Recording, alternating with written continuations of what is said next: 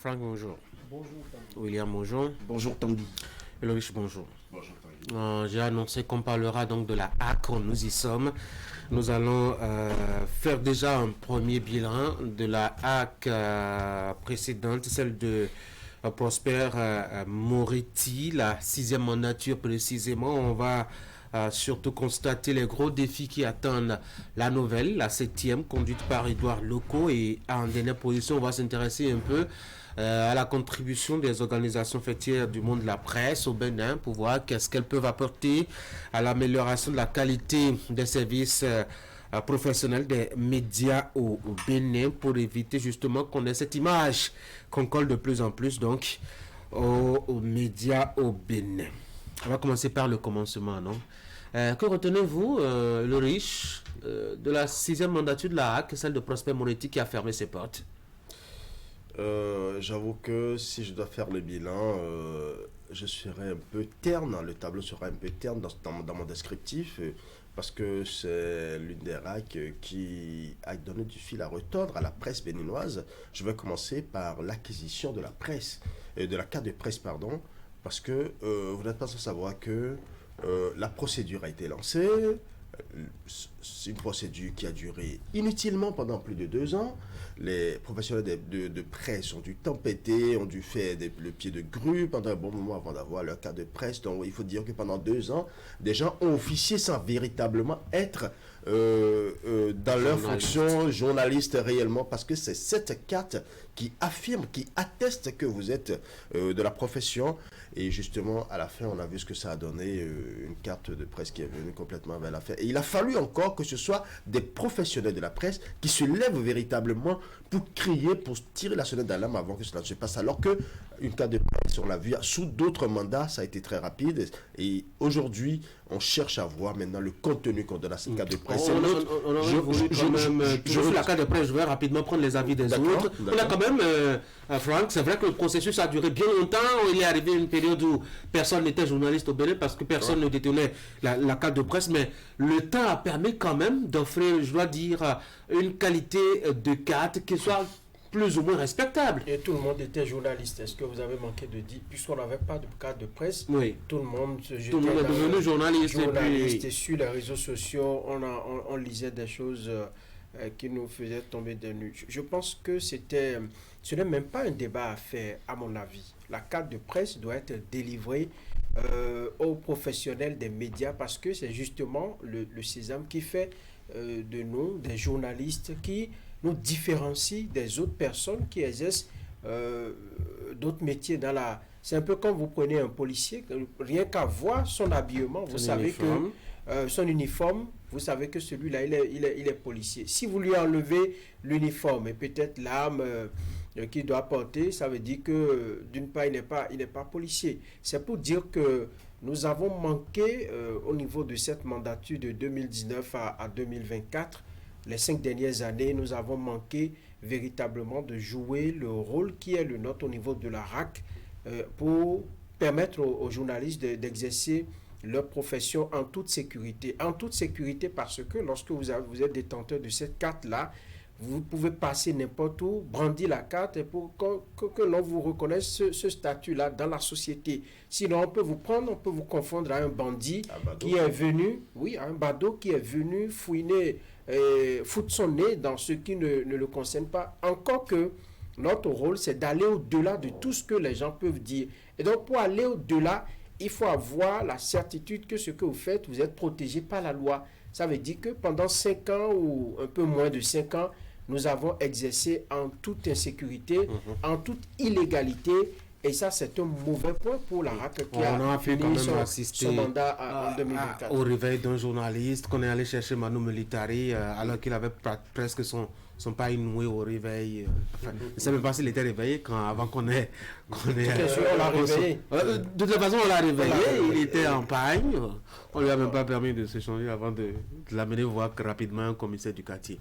Oui, William. C'est pour ça qu'il faut dénoncer les égards quand c'est hors de la profession, parce que ça nous arrive aussi, un peu comme c'est ce... On a passé 2 ans à nous dire que parce que la carte devrait être biométrique et systématiquement renouvelée, qu'il nous fallait ne plus être journaliste pendant un bon moment. Ça peut se comprendre qu'il y a juste un moment de flottement, non? Puisqu'on devrait Ça, ce n'est solliciter plus aussi un la moment, c'est une éternelle. C'est une éternité, la pardon. NIP aussi pour Oui, pour ça. les services de la NIP sont sollicités, les services de digitalisation, de numérisation, les services de dématérialisation avec la plateforme nationale des services publics et bien de choses. Ces choses se passent sans 2 ans de protocole quand même.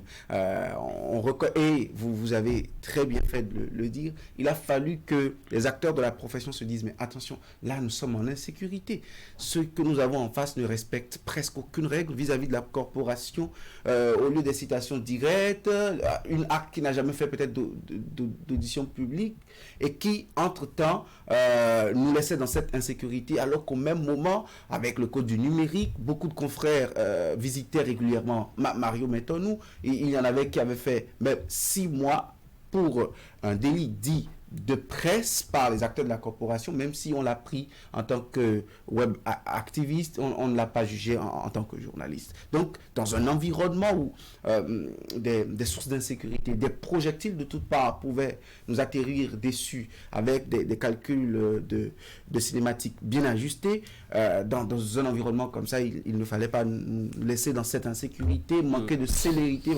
Je pense que sur la carte de presse, comme toutes les questions que nous aborderons, la acte de Moretti a été très peu à la hauteur de la tâche. Je pense surtout qu'il y a eu beaucoup de discours et très peu d'actions. Cet acte a manqué de se faire sa propre visibilité avec des actions généralement en défaveur des journalistes et surtout des médias. On ne va pas revenir sur ces dossiers que nous avions estimé que la HAC avait exagéré dans les sanctions puisqu'elle était suffisamment lourde pour ce qu'on reprochait à ces médias. À part je retiens que des activités statutaires, des ateliers, des discours, et puis voilà. Et je pense que c'est pour ça, ce qui fait que quand on est passé d'une mandature à une autre, il y avait beaucoup d'attentes. Vous avez vu toute l'émotion qu'on a eue avec l'arrivée de cet acte. Il y avait beaucoup d'attentes. Il y avait quand même une chose. Moi, je pense que La carte est jolie quelque part. Est-ce que vous avez jamais pu scanner le code QR? Est-ce que vous avez jamais pu scanner le code QR? Mais il faut l'essayer une fois pour comprendre si véritablement on est on est dans un contexte digital. Parce que moi, je me suis amusé à scanner le code QR. Je me suis rendu compte que... Qu'est-ce que vous aviez vu, votre lunette? Mais on vous écrit juste simplement un peu de chinois et puis vous comprenez le reste, c'est tout. Je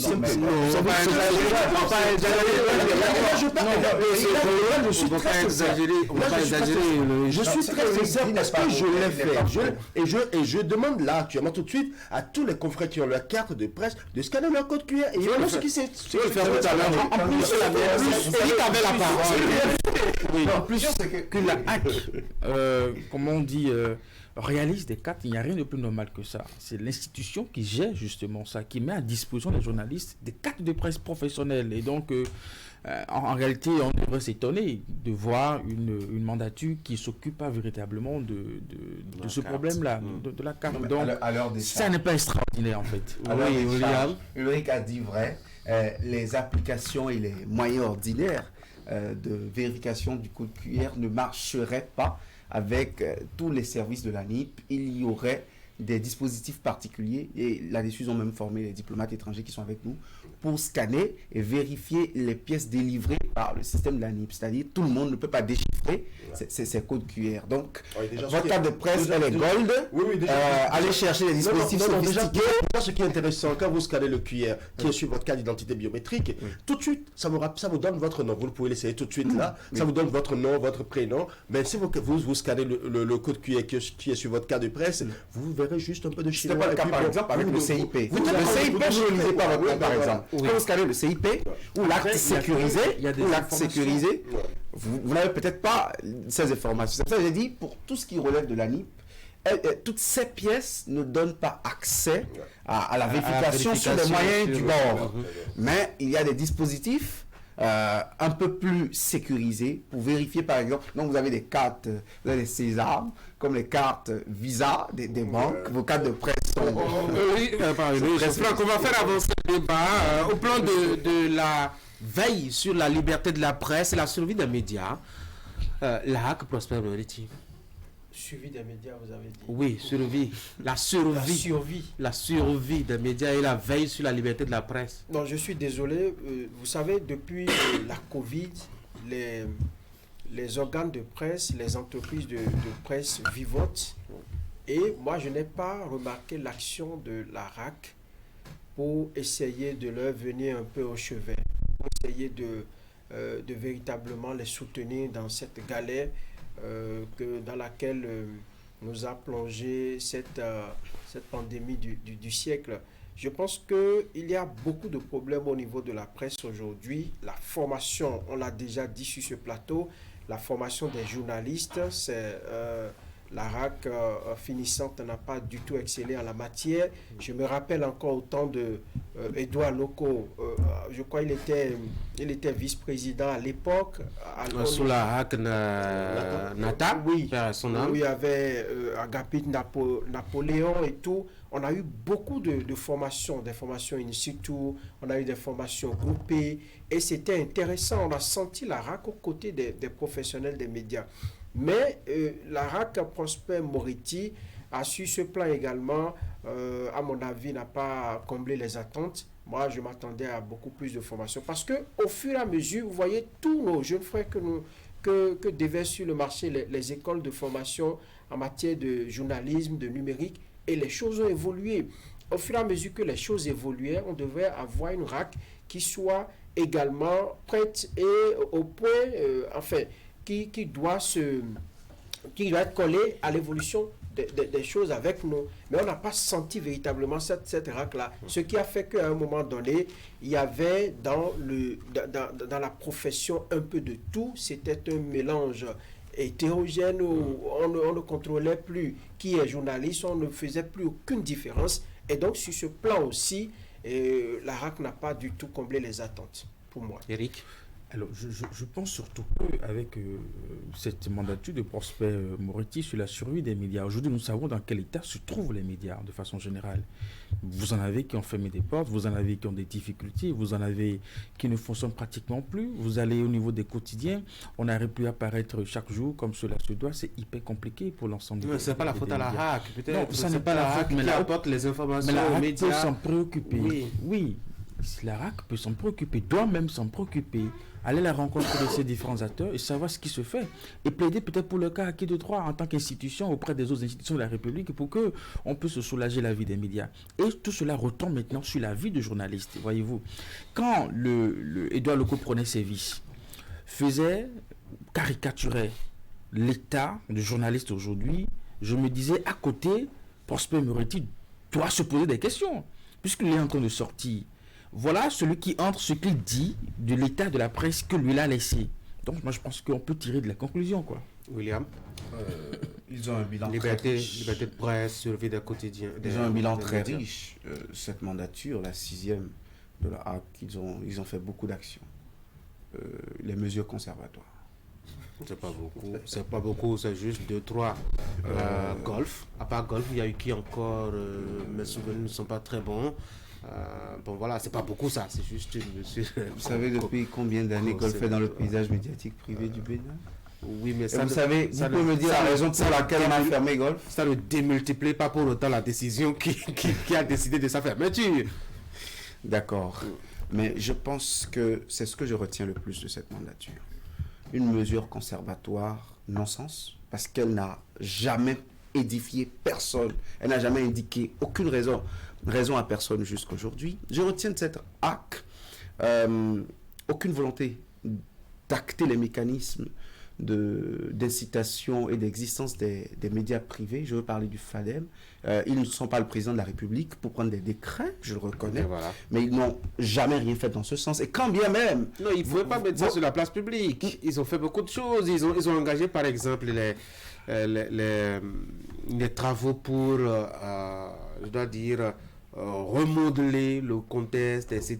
Et justement, j'en venais. Quand le chef de l'État leur a tendu la main, quand le chef de l'État leur a tendu la main pour les réformes, comme la carte de presse, il leur a fallu une éternité encore, une bonne année entière. On n'a jamais rien eu. Moi, j'ai lu le budget de 2000, les quelques lignes que nous avons de la loi des finances en train d'être transmises transmise à l'Assemblée nationale aujourd'hui. Je n'ai pas vu quelque chose prévu dans ce sens pour 2025. Donc, ils auraient refroidi la volonté politique. Bon, si tant est qu'elle était aussi une volonté très forte comme les autres, peut-être qu'elle ne se serait jamais refroidie.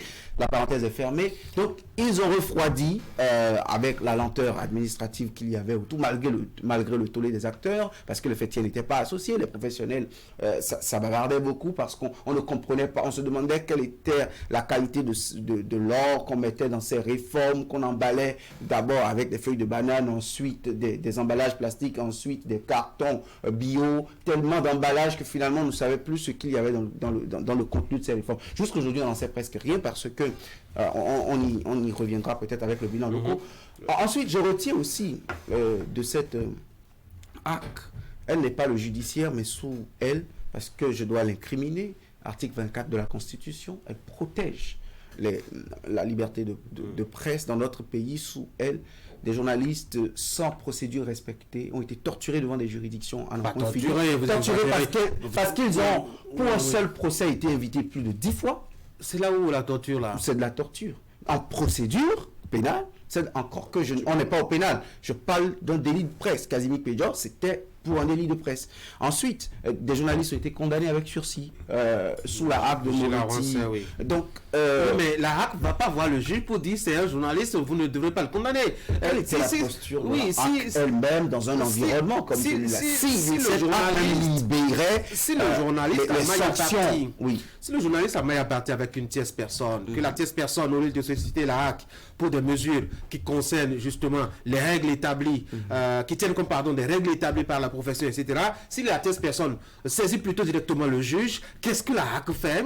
Il ne va pas faire un barrage, il ne va pas faire une barrière devant le juge. Il ne lui demande pas comment il doit faire son métier. Pas du tout. Mais la HAC a fait le lit à ce genre d'événement parce qu'on a connu des HAC beaucoup plus haut. Avant même l'adoption du code de l'information et de la communication, on avait des difficultés entre journalistes et des personnalités publiques ou des individus, mais les mécanismes de protection, les actions palpables des HAC de l'époque n'ont pas permis aux autorités d'aller si loin. Vous me diriez qu'il n'y avait pas le code du numérique de 2018 à l'époque. Mais vous pensez que si notre HAC était réellement protectrice, si elle-même ne faisait pas le lit à l'insécurité, je parle de la HAC de Moretti, ne faisait pas le lit à l'insécurité des professionnels des médias entre eux, dans la corporation elle-même, que des politiques, je dis ça comme ça parce que ce sont des affaires politico-judiciaires, des politiques ne s'en prendraient pas comme ça.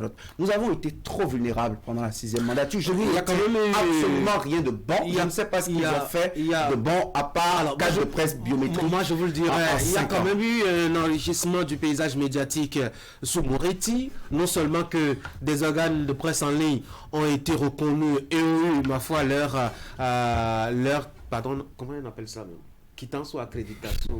Ce n'est pas une accréditation. Allez voir Edouard Lecourt, il vous dira ce qu'il vous dira pour traiter ce qu'on leur a donné. Il a son vocabulaire à lui, mais quand même, il y a quand même eu cet enrichissement, je dois dire, du paysage médiatique, qu'il soit en ligne ou qu'il soit, je dois dire, de papier ou même des radios ont été autorisées aussi. J'ai assisté quand même à des séances d'accords de fréquence. On ne peut pas dire que tout est mauvais.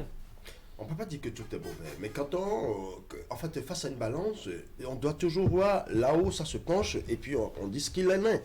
Déjà, il faut reconnaître que la HAC s'est retrouvée dans l'obligation de reconnaître parce que vous n'êtes pas sans savoir que les nouveaux médias envahissent aujourd'hui le paysage médiatique général et il faut nécessairement les caser. Et la HAC s'est retrouvée dans l'obligation de chercher un canevas pour pouvoir caser justement ces nouveaux médias. Ceci étant dit, je reviens sur le fait que cette HAC ne peut pas être dédouanée en ce sens que il y a deux aspects sur lesquels cette HAC a failli. Le premier aspect, c'est qu'on n'a pas vu cette HAC aux côtés de la presse béninoise, comme cela se doit, comme d'autres HAC l'ont fait. C'est vrai qu'elle est garante de la liberté de la presse, mais elle est aussi garante de la sécurité des produits de presse parce que cette HAC doit sécuriser le produit que le consommateur de presse doit prendre. Mais on s'est rendu compte que c'est une HAC au cours de laquelle il n'y a pas eu du tout de formation a priori parce que l'on sort diplômé d'une école, mais on est praticien de métier sur le terrain. Et c'est sur le terrain que l'on découvre encore beaucoup plus les vraie réalité, les aspects les plus sacros, les aspects sacro-saints du métier. Mais ici, avec cette RAC, on ne l'a pas vu. L'autre chose, on a vu cette mesure conservatoire prise de façon unilatérale par le président de la RAC, et que d'ailleurs même des conseillers de cette mandature ont condamné de façon directe. Et je pense que ça reste quand même le bilan négatif de la RAC. Le paysage est aussi enrichi. En 5 ans, une carte biométrique au 21e siècle, et qu'on cite cela comme exploit. Non, pas exploit, c'est un élément bilan. C'est un élément bilan. C'est tout ce que vous citez. Non, je parlais de l'enrichissement du paysage médiatique. Oui, je n'ai même pas parlé du rapport déposé sur l'ordre normal des choses. Sur la table. Attribue des fréquences à des stations. On a l'impression même mais c'est de elle aurait pu ne pas le faire aussi. Ça n'est pas du tout un exploit. Et vous avez vu tout le temps qu'on a pris avec toute la technologie évoluée aujourd'hui. En matière d'impression de cartes et tout, le service de l'année, on a mis à contribution, et il a fallu plusieurs années pour nous sortir la carte que vous qualifiez de jolie. Non, ce n'est pas la jolitesse de la carte qui nous fait la joliesse. Enfin, joliesse, tout ce que vous voulez. Moi, je ne sais pas. La carte, il nous la fallait en temps opportun. On l'a pas eu. Même si elle est archaïque et plastifiée. Ça pouvait, et se décolore comme les anciennes cartes HAC qu'on a eues. Parce que moi, j'ai été trempé une fois par la pluie. Et mon ancienne carte, elle a eu 14 couleurs à la limite dans ma poche. Mon basier a dû changer carrément de couleur. Est-ce que c'est ça que vous voulez ou ce que Moretti nous a proposé là maintenant? Moi, je préfère la voir, que ça change la couleur de mon basier ou de l'épi, tout ce que j'ai, mais que ça me protège. Que ça me protège. C'est quelqu'un qui, quand quelqu'un qui va, je n'avais pas fini. Je n'avais pas fini. Et donc, si vous ne citez que ces petites actions comme des exploits à mettre à l'actif de l'équipe de la RAC, moi je pense qu'il y a problème. On a eu l'impression que c'est de 2019 à 2024 qu'on a libéralisé à nouveau l'espace médiatique de Nivoire. Non, les fréquences ont été attribuées. Vous avez vu tout ce que nous avons maintenant au niveau de la presse, au niveau des médias en ligne, mais c'est de la bérésina. On n'a pas, rien n'est contrôlé. Tout le monde est journaliste. Et mieux, c'est que quand vous vous démerdez pour faire de façon professionnelle votre travail, il y a d'autres, ils balancent les informations. C'est cela que les populations consomment le plus. C'est un danger pour notre profession. J'attends de voir que cette carte que vous trouvez jolie puisse vous servir à quelque chose de plus que les anciennes cartes kaléidoscopiques aux couleurs panoramiques. J'attends bien parce que... Couleur arc-en-ciel. Bon, si vous voulez... pas arc-en-ciel, hein. je relativise en même temps. Mais en fait, j'attends vraiment de voir parce que faire une carte de presse, ouvrir des fréquences, comme bilan 5 ans, avec de gros véhicules, des avantages, des discours. Il est le plus ponctuel des présidents de HAC de l'histoire. Il venait à 10h00 quand cette session était à 10h. Toute cette rigueur pour ça, franchement, comme bilan... c'est un bilan aussi. La rigueur et dans l'exactitude, c'est... Oui, Eric. Oui, on applaudit ça. Voilà. Oui, on applaudit cette rigueur qu'on a vue à l'œuvre. On va changer. Après, vous savez, l'attribution des fréquences, avant cette mandature, d'autres aussi ont attribué des fréquences à des opérateurs économiques. Hein. Donc, ça ne date pas d'aujourd'hui, les fréquences. Autrement, les chaînes qui existent aujourd'hui n'auraient pas existé avant cette mandature. Donc je pense que ça fait partie des activités statutaires de la RAC pour ceux qui en expriment le besoin d'avoir des médias, de leur délivrer des autorisations de fonctionnement. Maintenant, il faut aller s'assurer, après les avoir attribués, que ces médias, une fois mis en place, respectent véritablement les normes, recrutent comme cela se doit et traitent bien les journalistes. Alors, deuxième axe, les grands défis de l'assainissement aujourd'hui. Par où on commence? Avec Edouard Locaux, Eric? Pas remettre l'église au cœur du village. Ah non, vous n'allez pas lui voler son expression fétiche. Non, je pense que... si le village n'a pas d'église. Déjà, une mosquée ou un temple vaudou. L'essentiel, c'est quand même qu'il y ait quand même un espace qui est au milieu du village et qui soit la source d'assainissement qui rayonne vers... Voilà. Déjà, pour les premiers jours de sa mandature, on sent une volonté d'aller vite mener des actions qui balaient un peu la maison, qui nettoient un peu quoi la doit-il maison. s'apprendre au premier chef dès qu'il parle d'assainissement de la corporation?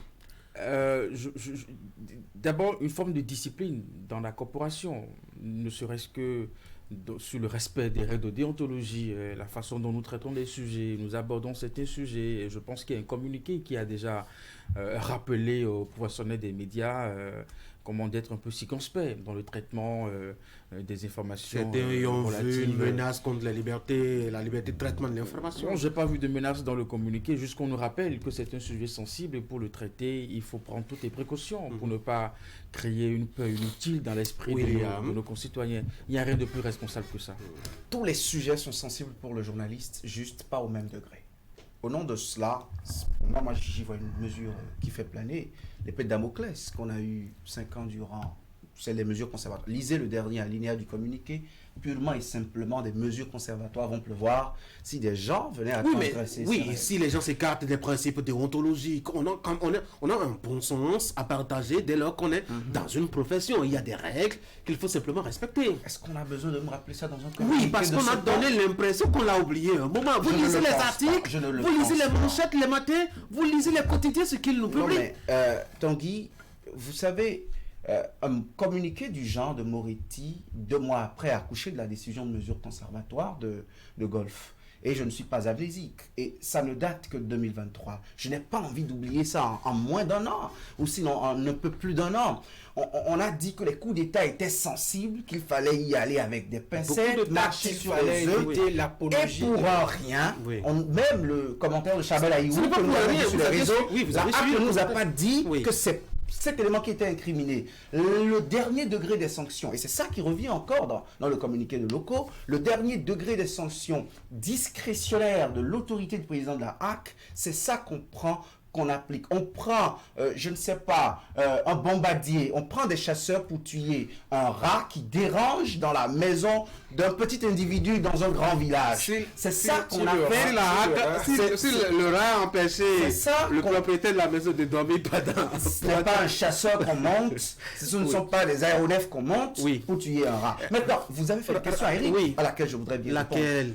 Pour moi, ce ne sont pas les communiqués de rappel qui frisent je ne sais pas, de l'intimidation par endroit, qui sont les priorités des lois locaux. La HAC est tombée de son piédestal dans la tête des professionnels des médias en tant que protectrice et garante de la liberté de presse dans notre pays. Qu'est-ce qu'elle fait désormais? Il faut lui redonner la légitimité d'être l'interlocuteur en incitant les mécanismes, non pas pour d'abord assainir, mais pour rendre vivable la profession de sorte à avoir le temps pour sortir l'ivraie du bon grain. Je finis très rapidement, William. Le père qui n'a pas donné son déjeuner est dans tous les droits de gronder, mais il a la conscience de ce que ses cris, son torse bombé, sont dans une illégitimité notoire. Et je crains que nous sommes avec une HAC aujourd'hui qui ne nous a pas donné à manger et qui veut lui montrer qu'elle remet le bison. Est-ce que ce n'est pas parce qu'il y a trop de monde à la maison que le père n'arrive même pas à reconnaître ceux qui sont ses propres enfants, qu'il hésite d'abord à donner à manger et qu'il gronde afin que ceux qui ne sont pas de la maison, qui ne sont pas de la lignée, qui ne sont pas de la famille, puissent sortir afin qu'il décide clairement qui est son enfant et à qui il faut donner à manger plutôt que donner à manger à tout le monde. Je suis d'accord, mais dans le lot également, il y en a qui ont eu l'autorisation d'émettre, qui ont eu l'autorisation d'informer, qui font bien le travail. Pour moi, le travail d'assainissement doit commencer par une radioscopie de tout ce que nous avons. Ça a été fait par la présidente HAC qui a déposé un rapport sur la table du président de la République. Non, mais on continue d'observer des dérives, on continue de lire n'importe quoi au niveau des médias.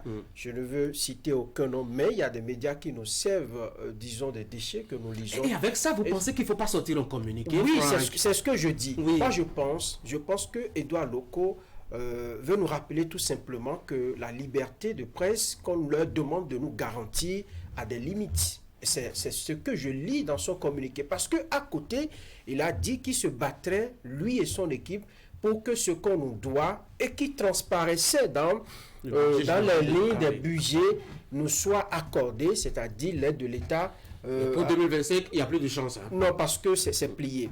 Donc, moi, je comprends qu'il a envie de nous garantir ce minimum-là, d'assurer la protection. Pourquoi ce n'est pas la priorité? Pourquoi on met la charrure avant les... Chacun il va de ses méthodes. De ses méthodes. Chacun il va de ses méthodes. Il reconnaît que ça ne va pas. Il reconnaît que les professionnels des médias ne sont pas bien lotis aujourd'hui. Il a proposé la solution, mais il dit, voilà ensemble comment nous pouvons marcher ensemble. Moi, j'apprécie bien ce qu'il a fait, mais dans le ton, j'ai vu qu'il y a une façon de se faire un peu peur. Et c'est cela que je voudrais demander à l'actuel RAC. Il ne faudrait pas qu'on travaille à faire peur aux journalistes, qu'on montre que bon, le gendarme, le grand gendarme, le vrai gendarme est là. Si vous faites...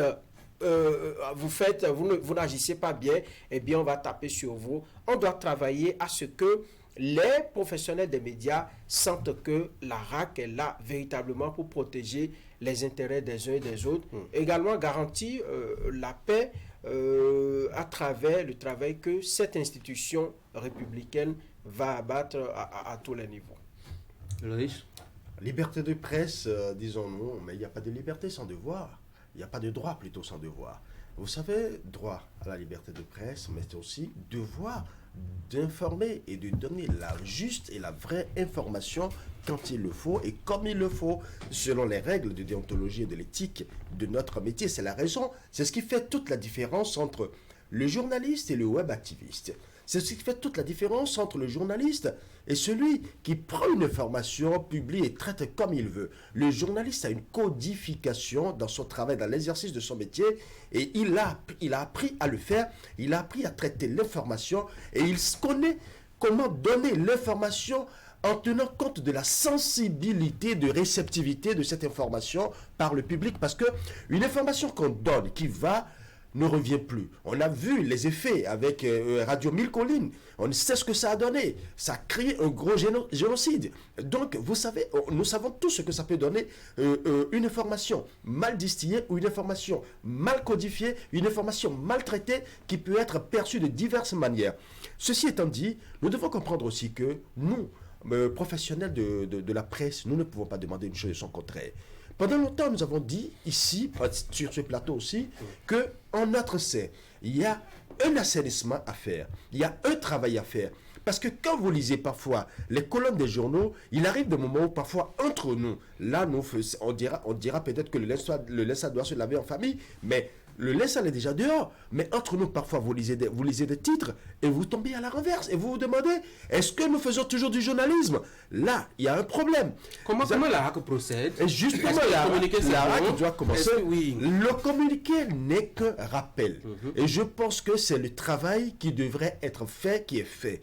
Le communiqué... Peut-être, on peut peut-être estimer que le ton est assez fort, mais je pense que nous sommes aussi en train de traverser une période sensible. Nous allons vers des joutes électorales assez sensibles et il est important que la presse reprenne son manteau d'informateur et de vrai informateur. Donc si le comité, le ton est un peu fort, peut-être on peut demander à la RAC de respecter les tests comme cela se doit. Et je pense que si chaque frère fait son travail comme cela se doit, la RAC aussi fera ce qu'elle doit faire. Est-ce que la RAC là est en mesure d'apporter quelque chose à l'amélioration des connaissances des professionnels des médias, dès lors qu'on sait que bon, ce qui devrait, ma foi, faire revenir, je dois dire, l'aide de l'État sous autre forme, ne le permet plus, étant donné que le budget est déjà sur la table des députés.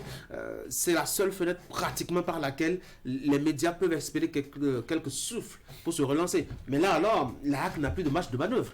Tout est question parfois d'image. Et peut-être que la RAC peut jouer de tout son poids une fois qu'on aura retrouvé une certaine discipline dans la corporation, un certain sérieux dans le travail, n'est-ce pas, pour que nous ayons de plus en plus de partenaires véritablement aussi à nous accompagner.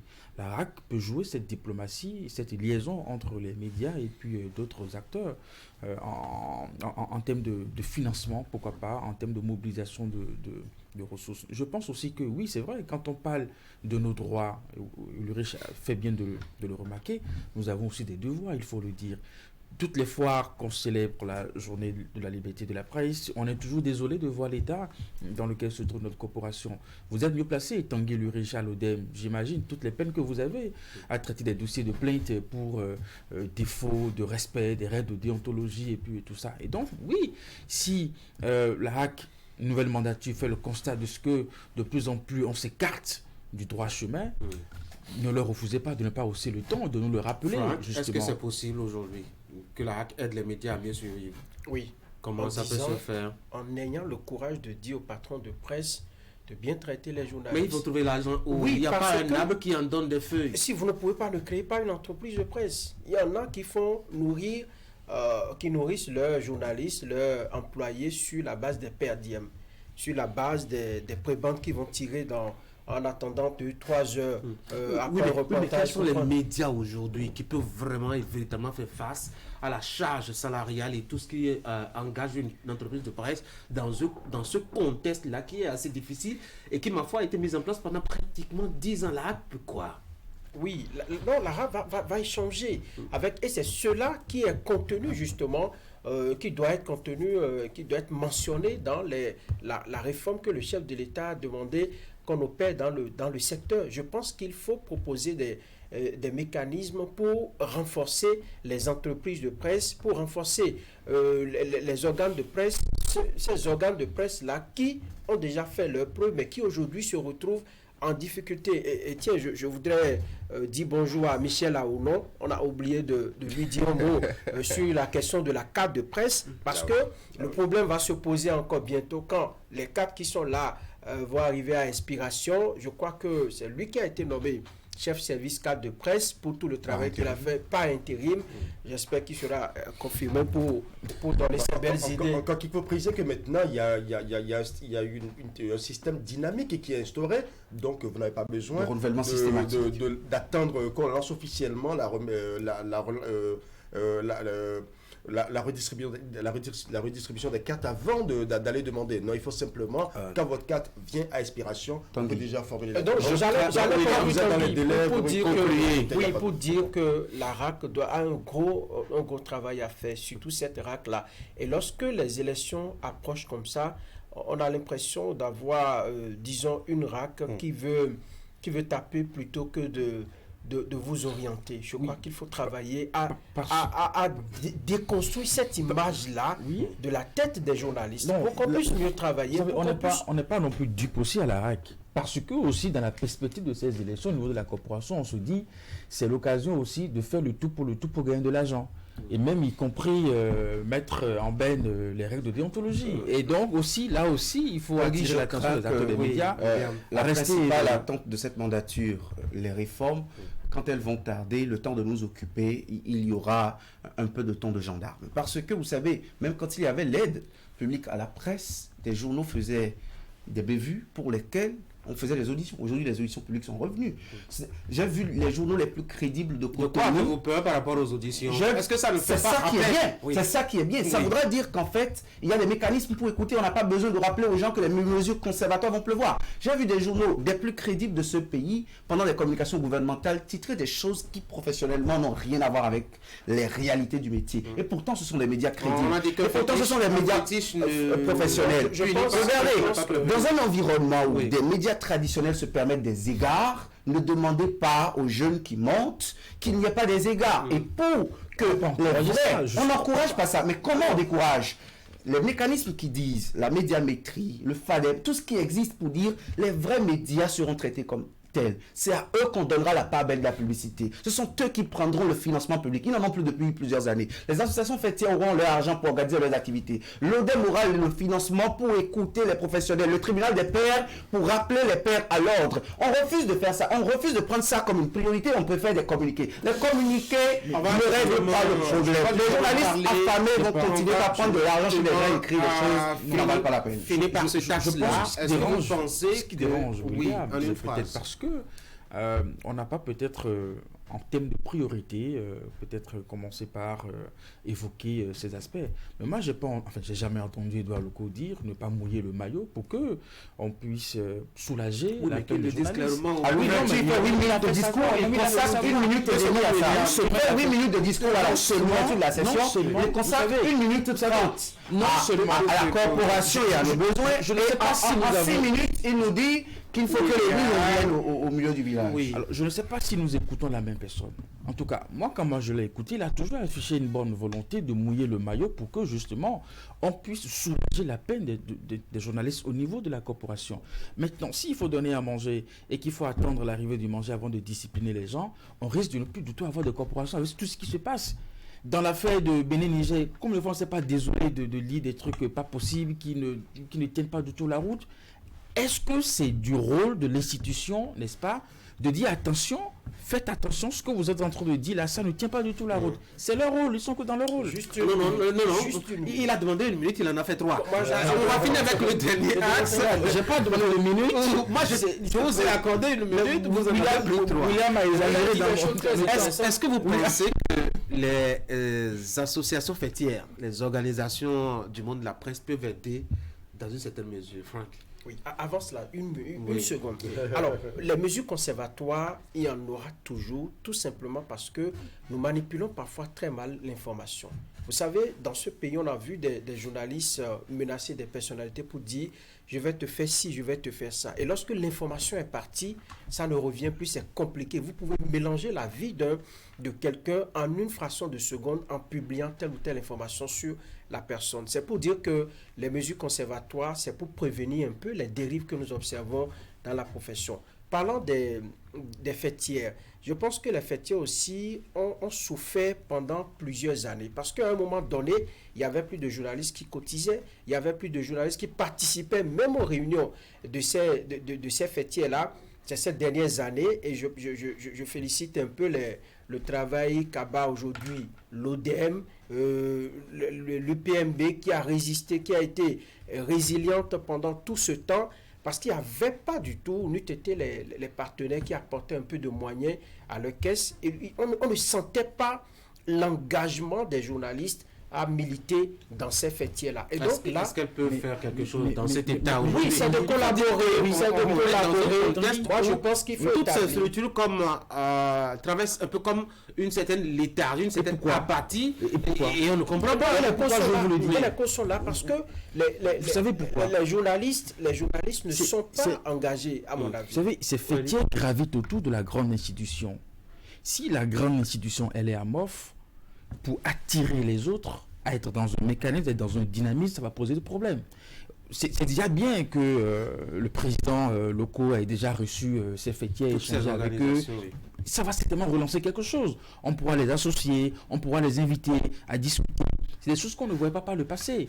Parce que la grande institution non plus n'était pas dans une dynamique d'activité. Et donc, par conséquent, au niveau des fêtiers aussi, c'était le même sentiment. Donc, je pense qu'aujourd'hui, avec une tête où toute l'équipe qui en branle, ça va un peu partout, ça échange, ça prend contact, ça veut relancer la machine, je pense aussi que les fêtiers auront leur rôle à jouer et vont trouver justement... Je pense que quand je lis le code de l'information et de la communication, le code d'éthique et de déontologie de la presse, la loi organique de la HAC, même modifiée, une HAC peut réguler les médias au Bénin, les crédibles, les moins crédibles, en 5 ans, sans jamais prendre une seule mesure conservatoire qui est pour moi le plus élevé. Parce qu'il y a d'autres mécanismes. Il y a les auditions, il y a les suspensions. Les auditions, mais c'est après publication. On ne va pas laisser le mal se produit avant d'écouter. Avant même publication, les mécanismes financiers permettent par exemple d'établir ceux qui peuvent être le plus lus ou moins lus, ou ceux qui sont les plus crédibles, qui ont la facilité d'offrir l'information, même l'information sécuritaire dont on parle. C'est parce que les dispositions du code d'information, du code de l'information et de la communication ne sont pas respectées, que parfois nous allons vers les autorités qui nous opposent des fins de non-recevoir, et malgré la carte de presse, les gens ne veulent pas vous parler. Si en face on a des gens qui n'ont pas la culture des médias, des gens qui n'ont pas la culture des médias et des journalistes parce qu'ils sont dans un misérabilisme qui ne dit pas son nom, ont envie de quitter les règles aussi, il faut qu'unanimement nous ayons conscience. Je ne dis pas que Edouard Loko n'en fait pas une priorité, mais je pense qu'il relègue ça au 2e ou au 3e rang, alors que pour moi c'est ce qu'il faut mettre au premier abord. Et les mesures conservatoires sont de l'ordre de l'exception la plus élevée. Je propose qu'elles ne soient pas la norme ou qu'elles ne soient pas la règle. Oui, qu'est-ce que les organisations des médias... Beaucoup de choses, je dirais, et déjà, j'ai vu des points qui sont en train d'être jetés, et ça me réjouit déjà, parce que j'ai vu le vice-président de l'ODEM qui a été reçu par le président de la HAC, et déjà j'entends le mot co-régulation des médias qui me fait plaisir, parce que pendant un bon moment, cette co-régulation a manqué. Parce qu'il y a le tribunal des pairs qui est l'ODEM, il y a la RAC qui est l'organe de régulation. À un moment donné, on ne sentait vraiment pas une synergie d'action par rapport à la régulation des médias.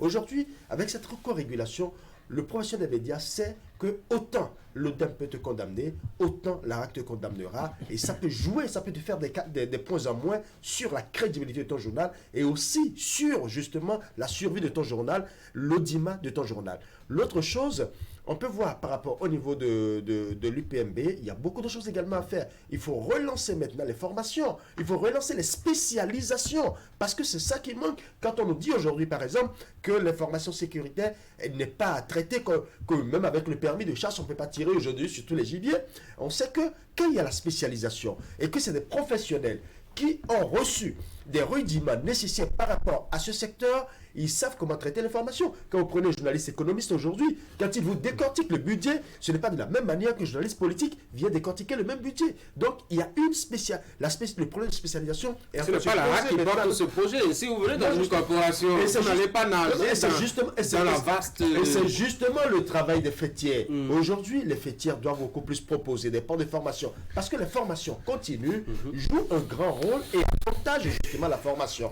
Et la qualité du travail se fait. Donc je pense que les fêtières vont maintenant. Et l'autre chose aussi, il faut maintenant qu'on sente une sorte, il faut qu'on sente une forme d'unité d'action, de synergie entre toutes les fêtières, que ce soit le CNPA, il faut des sanctions, que ce soit l'UPMB, parce qu'ensemble, quand on parle d'une même voix, ça permet d'avoir un résultat. Il faut que la RAC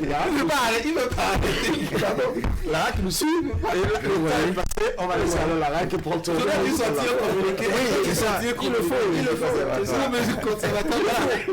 Il ne faut pas, avec toute la bonne volonté de compréhension. Vous avez vu la tête de William quand il a ouvert le studio tout à l'heure. C'est bon, me dire il est 9h03. Les gars, merci beaucoup. Oui, t'as vraiment vite passé. Merci beaucoup. Je vous souhaite de passer une très bonne journée. Mesdames et messieurs, c'est la fin de cette émission. Merci d'avoir été là. Juste après moi, la revue de presse. Bonne journée.